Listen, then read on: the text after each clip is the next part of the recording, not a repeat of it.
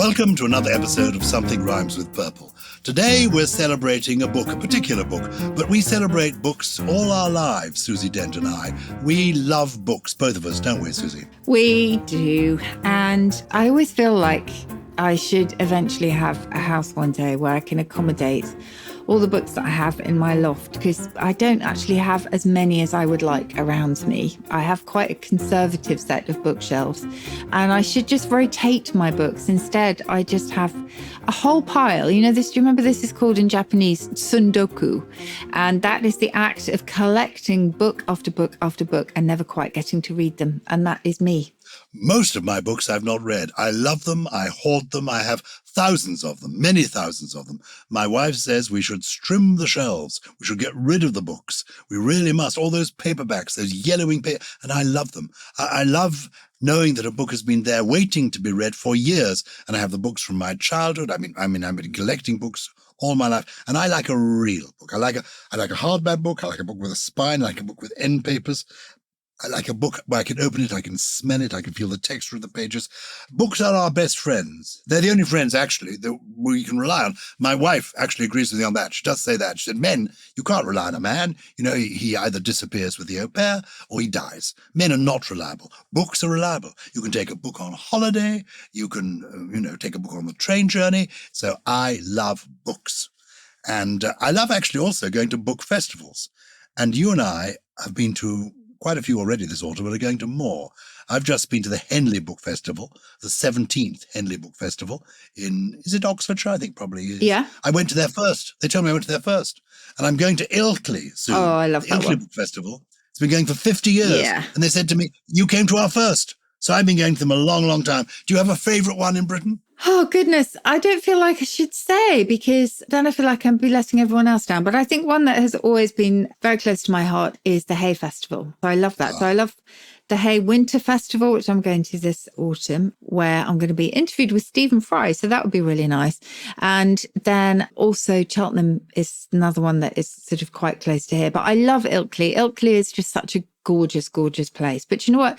I love the fact that actually the tiniest villages and towns up and down Britain are organising their own literary festivals and doing really, really well with them. So I think we should celebrate all of them. Let's celebrate all of them, but let me as an author say, because I'm an old, seasoned author, and I'm going to say something you would never say. I'm going to tell you that it's very frustrating if you're an author. You get up and you give your talk. You give, 40 minutes of talk, 20 minutes of questions. You give your all. You suck the juice out of your book that you're there to talk about. And then you go to sit down to sign, you hope, a few copies of the book that people will want to buy. And then you see people sneaking out of the hall or the tent without buying the book. They've spent a few pounds on getting in to hear your talk. And they rather think if you've talked well and oh, that was very interesting. Oh, yes, I'll get that another day. And they don't get it there and then. So if you are going to a book festival and you hear Susie Dent speaking, don't at the end think, oh, that was marvellous, and then disappear from the other side of the building, away from where she is. Well, go get the book. Yeah, but sometimes you get the book with the ticket, but also not everyone has the money to buy the book. So I have to say, and I'm not being cheesy or falsely modest or whatever, I just think it's lovely to have people there. And if they can buy the book, that's a bonus. Look. You should buy the book. Of course, if you can't afford the book, that's the joy of our lovely public libraries. We talked about this, didn't we? I love a library, and a book will be available to you there. You'll still be paying for it through your taxes, but it will be generally available to everybody, free at the point of use. That is wonderful. If you don't use your library, you will lose your library. So I'm all for libraries, but I'm also all for encouraging people who go to book festivals to collect books and to buy them. And I say I will put anything in it. I say, I'll sign Merry Christmas, Happy New Year, write long messages. And if they say, I'm hoping to put this on eBay quite soon, I need it to be valuable, then I sign the book J.K. Rowling. I am very happy to do whatever is required. You're a book tart, essentially, is what you're saying. I am.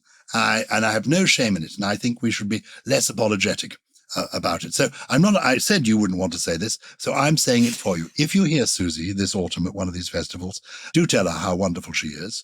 Do at least also, the other thing is, please don't ask her for a selfie without at least buying the book. Oh, yes, that's true. I hate selfies. And I know that, that they are absolutely what we should do. But then they're probably my least favorite thing. So if you buy a book, that's true. That will soften the pill. I want to celebrate your book. Oh. You've got another book out this autumn, Interesting Stories About Curious Words. And nobody knows more about curious words than you do, Susie Dent. And no one has got more interesting stories to share. So this is a book. Who's it published by? This is John Murray, my regular publisher. John Murray, who published people like Lord Byron many years ago. Yeah, exactly. But in the John Murray's offices, didn't they burn his diaries? They did. Yeah. And you've been into those offices. They still exist in Albemarle Street, just off Piccadilly in London. I've been published by them too. Very distinguished publishers, marvelous people. They only publish good books. They publish a number of Susie's books. And this is keenly priced. I don't know what the price is, but whatever the price is, buy it. Buy it, everybody. And now Susie's going to tell you why you want to buy it. Why did you actually want to write it? Because you could write about anything. Why did you choose this subject for this book? Okay, so I have to say this was not written. It seems very boastful to say I've got two books out. We've talked about The Roots of Happiness, which is my children's book. This was written at a different time, and it's essentially the product of my hands wandering through the dictionary, over the course of my entire career. But it is also very much a credit and a tribute to Ebenezer Cobham Brewer, who we should devote a whole episode to, Gyles, because the Reverend Brewer was a sort of eclectic collector of random bits of information, not just about language, but also about mythology, about legends, science. Every single subject seemed to intrigue him. And he had, as I do actually, he had lots and lots of little kind of books into which he would jot down anything interesting that came his way. And then he published them in these glorious compendia of miscellaneous information. And the most famous probably is Brewer's Dictionary of Phrase and Fable, which is the reference book, editor's reference book, really. It is this treasure trove of information. It's a little bit like Roget's Thesaurus in that you're kind of not completely sure what you're going to find when you jump in. And I think it was Terry Pratchett, who was one of the previous editors of the book. I edited the 19th edition, Terry Pratchett and Philip Pullman, previous editors. I think it was Terry Pratchett who'd said, this is the book whose silent refrain will tell you, this is not, in fact, what you were looking for, but it is much more interesting.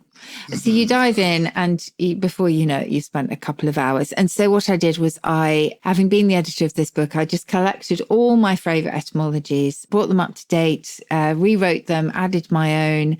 And the result is a collection of etymological stories, some of which people will know and some of which they absolutely won't. And yeah, so Georgina, my brilliant editor at John Murray, has always said, she will say, this is the book you've been writing your whole career. In other words, it's just full of all those little snippets of information that I have shared with people on Countdown, but not actually gathered together in this scope, I suppose, in a book. Give us a flavour of, if we were opening the book now, sort of it falls open, what would we see? What would surprise and entertain us? Well, I will open it. Dip in, randomly. Open the book. So the first one is a little chapter, because unlike Brewer's, which is alphabetical, I have put them into thematic chapters to make it a tiny bit more, hopefully more accessible and readable. And the first one I've come across is collective nouns, which we have devoted a whole podcast episode to. Where they came from, which is mostly the Middle Ages, 15th century Book of St. Albans, and what they meant. So you have an abomination of monks, you have a murmuration of starlings, unkindness of ravens, and so on. So you have those. Then the next thing I am going to is, well, actually, I've got a sports section. So I'm looking at the word love in tennis, the word juice in tennis. I have got the history of Pall Mall and the shopping mall and their link. I have got terms for things you didn't know how to name, a section on that. I have a section on real places such as Sent to Coventry, Banbury Cross. Oh, and just let me stop you. Sent to Coventry. I know what it means. What is the origin of that, though? Then you tell us what it is. Then I tell you what the origin is. So being sent to Coventry essentially began during the Civil War. when it is said that royalist prisoners who were captured in Birmingham were sent to Coventry because it was a parliamentary stronghold. And there they were kind of ostracized because they basically represented the other side. Then you have London place names, and then you have a whole section on food and drink. You have my favourite acorns, which you and I have talked about, those slips of the ear. You've got love an acorn. Clothes. You've got the word boondoggle. Lots of discussions about various projects in Britain at the moment, which might be classed a boondoggle, which essentially means a task on which a lot of money is spent, but which ends up to be a bit of a white elephant, to use another metaphor, or utterly futile. So it's, it's got red herrings, it's got cock and bull stories, it's got 9-day wonders, it's got lots and lots. And would it answer my questions? For example, I know we've talked about this before, but if I thought, we've often used the phrase Sweet Fanny Adams, Yes. Flipping Ada, Flaming Nora, Yes. Biddy No Mates, Jack the Lad. These are characters that you tell me about regularly. Yes. Is there an index at the back where I could look There it is. up and see? Ah, perfect. Yes. So it's also useful in that sense. Well, I hope it will be useful, and I hope that people will enjoy it. The thing I always find is it's just, I feel like, it's not comprehensive. I could have put this in and that in, but then, of course, it would have been absolutely huge. It's quite fairly big as is, actually. You are like I am. You are what my wife calls a completist. We want to have a complete, it has to be. But I'm told by publishers that they don't want books to be too long nowadays. Mm. I keep delivering books that the publishers, no, far too long. But you've got to cut 60,000 words. I said 60,000 words? Wow. Yes, exactly. I don't know what the standard length is, actually. Mine are normally around 90 to 100,000. Same for yours? Can I say how wise you are? Because mine, unfortunately, well, no, I can't complain about mine. I'm very lucky with my books. But my last one, I've done a big biography this year of the late Queen Elizabeth II. Yeah. But it is a big book. I think it's probably about 180,000. Wow. words. It is a big book. It's a big book. It's a big book, and it's got lovely illustrations. But it's about an important subject. Of And course. I think people, if it's a big biography, people will stick with it. But I'm told by publishers that for commercial reasons, 90 to 120,000 words are what you need. Mm. My autobiography, I did a childhood autobiography. Have I given it to you? Called Odd Boy I Heart. have one, yes, on my shelf. Good. Yeah. Well, take it off your shelf and read it sometime. No, but actually, And you don't have as to. you know, I bought your book on the Queen for many people and explained to them just how hard you worked on that book, because I remember you saying to me, I'm working 16 hours a day. I was. But then you also said, this is how I'm going to write all my books in future, because you actually quite enjoyed that immersiveness, didn't you? I did. I was able to focus on it. I cared about it hugely. I worked those long hours because though I'd been working on it for some years, the Queen's sudden, and though she was 96, to some unexpected death, meant I've got to get on with this now. So there was a pleasure with concentrating on it. Are you somebody, when you're writing a book, do you like to concentrate on it? I yes and no. I'm a strange beast, because if I'm writing something and I'm getting to a really, really good bit that I'm really looking forward to, I get up and make myself a cup of tea. It's like I sort of prolong the pleasure of it. It's very odd. Now, that is interesting. But I think about it all the time. And even when I'm in bed, I'm tapping away in my notes section of my phone or in a little journal that I keep by the bed and just sort of writing down things. But I also find that if I'm reading other books, I get slightly distracted by those and think that they're so much better than mine that I kind of lose heart. So I have to almost avoid reading anything else when I'm writing mine. Do you know who I mean by Hannah Rothschild? She's a novelist, and she's written several novels. They're very witty, very amusing.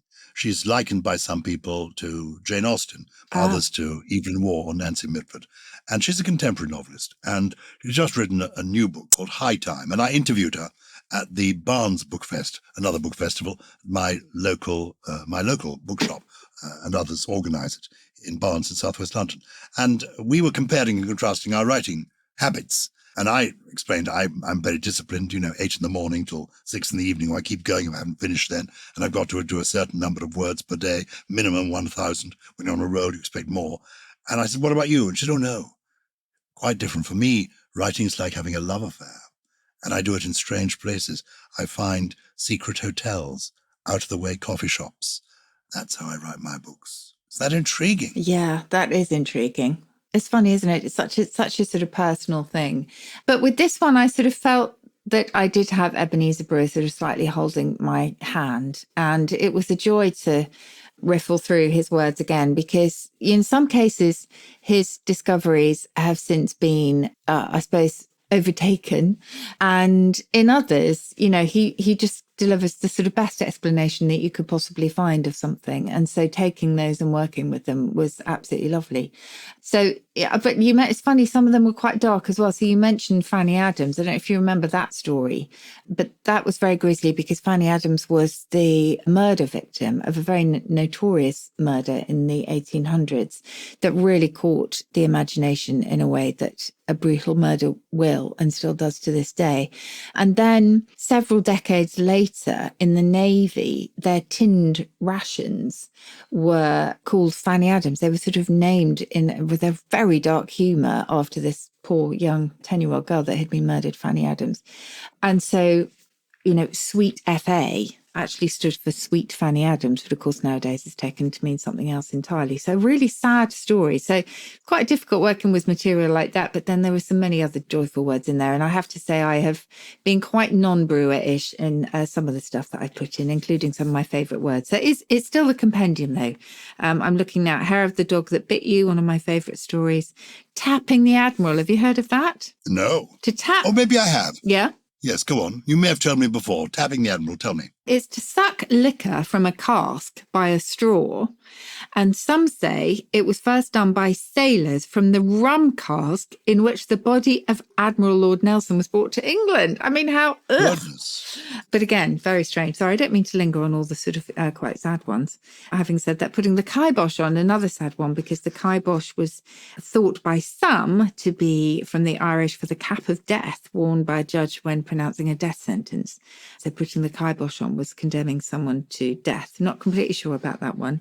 But lots of funny insults. And as I say, there are kind of joy. There is a bit of joy there as well. Couldn't have not put in. Give us a chuckle. Before we go to the break, give us the one that you think is the most amusing or surprising or delightful. Just give us a bit of joy before we put the kibosh on it and go to the break. Well, given that you were in our withdrawing room the other day, our drawing room, aka the Purple Plus Club, talking about nookie, I'll give you a word for sex 19th century style, Fandango to Pokum, which I just think I is love that. very funny. Fandango to Pokum. And there's also hanky panky, which, believe it or not, is thought to be an altered form of hocus pocus, the fake Latin of the conjurer. Oh. And then I've also got, as you know, one of my favourite euphemisms from Victorian times. Well, it's not really a euphemism, it's just a brilliant name for eggs and sausages. Sausages were bags of mystery, if you remember, because you never know what's in them. And then eggs were known as cackle farts. Very good. There was somebody the other day in the paper reporting that there was a Scottish writer who had written in a book, asked the dedication to who they were going to dedicate the book, and he then wrote to Emma Chiswick, signed whoever it was. And of course, this is a very old joke. Kenneth Williams used to tell it when he was selling books, his lovely book Acid Drops, in which I was involved about 40 years ago. And he said, oh yes, somebody came and wanted to buy the book. And I put her name in, Emma Chiswick.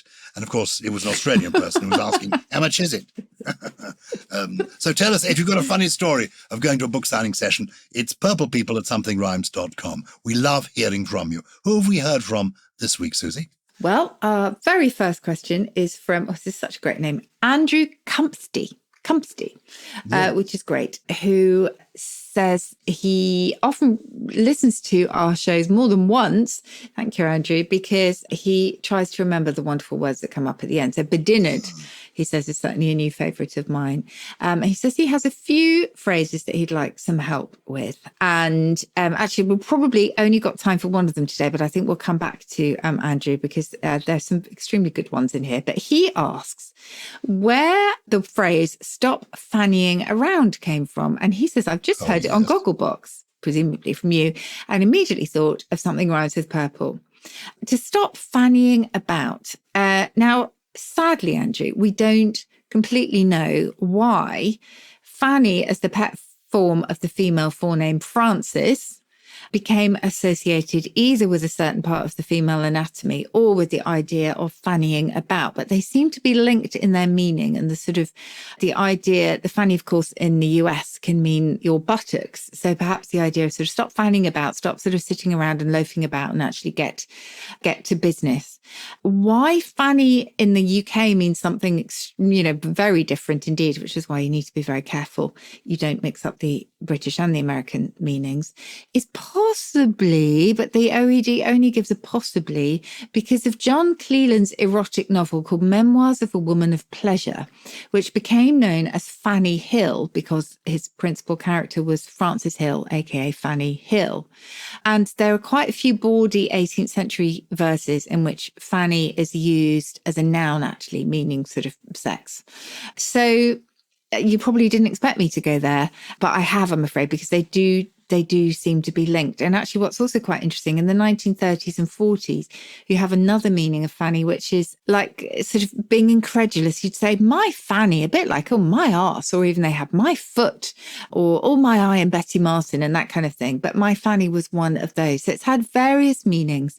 But I think the sense that's used in stop fanning about is probably closest to the American sense of, stop sitting on your backside and get going. Is your copy of Fanny Hill up in the loft with all those other books? I do not have a copy of it. Do you? Well, I don't think I do anymore. No, I used to have a copy of it. When I was a teenager, I had a copy of it.